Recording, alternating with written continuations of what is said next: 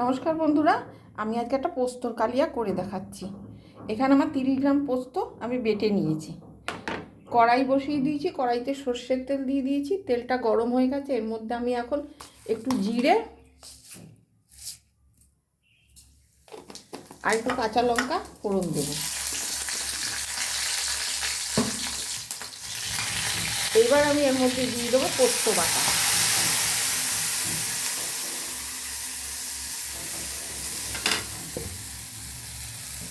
এরপর দেবো একটু হলুদ, এবার দেবো একটু লবণ।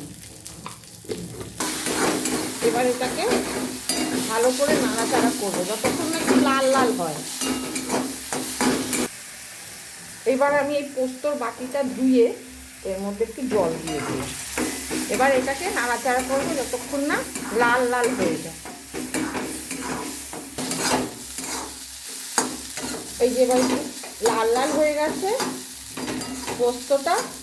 এবার আমি এর মধ্যে একটু গরম মশলা দেবো আর দেবো 1 চামচ ঘি, দিয়ে এটাকে নামিয়ে নেব। এই যে আমার পোস্তর কালিয়া রেডি। এটা নিরামিষ দিনে খেয়ে দেখবেন, খুব ভালো লাগবে। ভালো লাগলে আমাকে একটা লাইক করবেন, শেয়ার করবেন, আর আমাকে কমেন্টস করে জানাবেন, আর আমাকে একটু সাপোর্ট করবেন।